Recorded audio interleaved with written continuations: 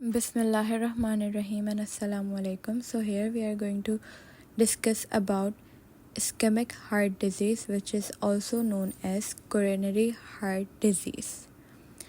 इसकी अगर हम डेफिनेशन की बात करें कि बेसिकली ये है क्या ischemic heart disease, so ये एक imbalance है in coronary oxygen demand and supply resulting from insufficient blood flow. Basically होता क्या है कि यहाँ पर हमारे पास जो कोरोनरी आर्टरी होती है उसका जो ऑक्सीजन डिमांड होता है और सप्लाई, वो दोनों जो है वो इम्बैलेंस हो जाता है, जिसकी वजह से हमारे पास ब्लड फ्लो जो है वो इनसफिशिएंट हो जाता है. तो इसमें हमारे पास क्लिनिकली तो ये एसिम्प्टोमेटिक होता है, बट हमारे पास इसकी कुछ टाइप्स हैं जिसकी बेसिस पे हम इसको डिफ्रेंशिएट कर सकते हैं. First one is stable angina and the other one is acute coronary syndrome. Stable angina तो angina में आ गया, बट acute coronary syndrome का क्या मतलब होता है?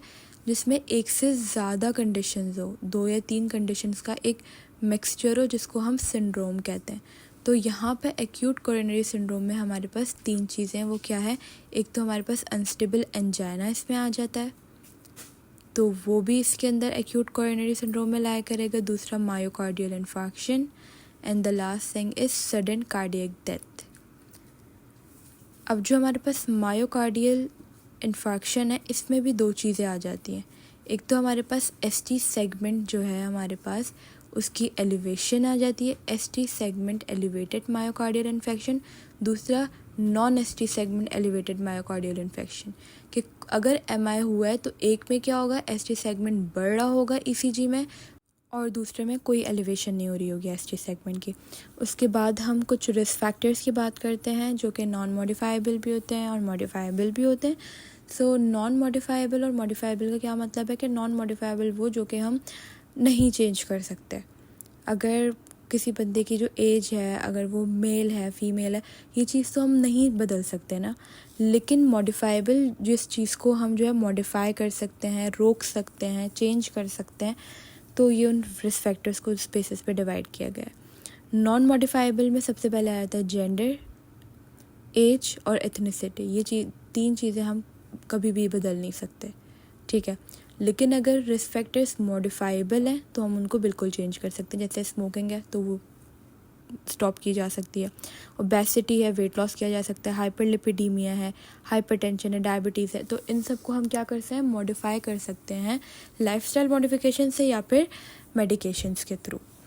अब हम देख लेते हैं कि जैसे हमारे पास पल्मोनरी का मॉड्यूल है और हमारे पास कार्डियक का है, तो हमें कैसे पता चलेगा कि चेस्ट पेन हो रहा है वो कार्डियक ओरिजिन का है, वो पल्मोनरी ओरिजिन का भी तो हो सकता है कि रेस्पिरेटरी सिस्टम में कोई प्रॉब्लम हो गई है जिसकी वजह से हो रहा है. तो इसके कुछ पॉइंट्स हैं. सबसे पहले तो हमारे पास जब भी कार्डियक पेन होगा तो वो सेंट्रल और डिफ्यूज़ होगा, कि बस सेंटर पार्ट में हो रहा है और वो डिफ्यूज़ भी हो रहा है साथ साथ. दूसरी चीज़ कि वो पेन जो होगा वो ग्रेजुअल होगा, ये नहीं कि ऑल ऑफ द सडन शुरू हुआ, बट ग्रेजुअल होगा और takes time to takes minute to develop. इसके अलावा उसका जो टाइम ड्यूरेशन होगा 30 मिनट से कम है तो एंजाइना, 30 मिनट से ज़्यादा है तो एमआई. पेन की कैरेक्टरिस्टिक कैसी होगी, या तो वो डल पेन होगा, क्रशिंग पेन होगा, चोकिंग पेन होगा और कहीं कहीं पे कॉन्स्ट्रिक्टिंग पेन भी कहा जाता है.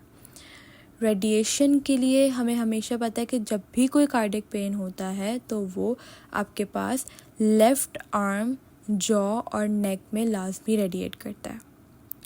इसके साथ साथ हमारे पास ये होता कब है, चेस्ट पेन कब होता है, जब हम बहुत ज़्यादा एक्सर्शन करते हैं. जबकि अगर हमारे पास कोई पल्मोनरी ओरिजिन का पेन है तो वो कोई एक्सर्शन पे नहीं होगा, वो तो नॉर्मली भी हो ही रहा होगा. लेकिन ये कब होगा, एक्सर्शन पे, या फिर समटाइम्स इमोशन या फिर कोल्ड विंड में भी हमारे पास जो है ये चेस्ट पेन ओरिजिनेट हो सकता है. ये रेस्ट से रिलीव हो जाएगा इन एंजाइना, बट अगर एमआई है, मायोकार्डियल इन्फेक्शन हो गया है, तो ये कभी भी रेस्ट से ठीक नहीं होगा.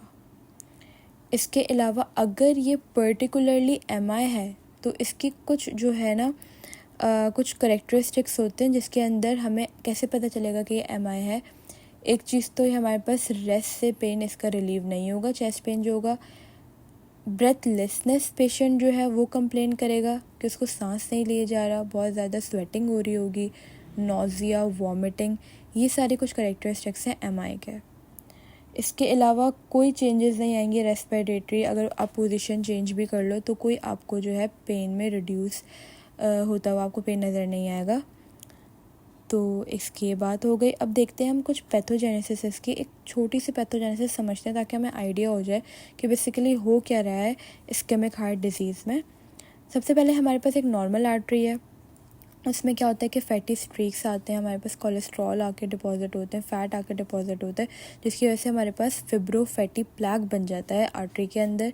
अब वो फिब्रोफैटी प्लैक एडवांस प्लैक बन जाता है जिसकी वजह से एन्यूरिज्म होने लगता है, रप्चर होने लगता है, मतलब बल्ज आउट होने लगती है आर्टरीज़ या फिर रप्चर होने लगती हैं। इसके अलावा हमारे पास ऑक्लूजन, अब जाहिर सी बात है जब फैट डिपॉजिट हो रहा है आर्टरी के अंदर तो वो एक थ्रोम्बस बना लेगा ना, जिसकी वजह से ऑक्लूजन हो जाएगी वह थ्रोम्बस, और क्रिटिकल स्टेनोसिस, मतलब इसके जो है ना विड्थ कम हो जाएगी आर्टरी के। तो ये हमारे पास इसका इंट्रोडक्शन हो गया। We will continue the angina from the next video.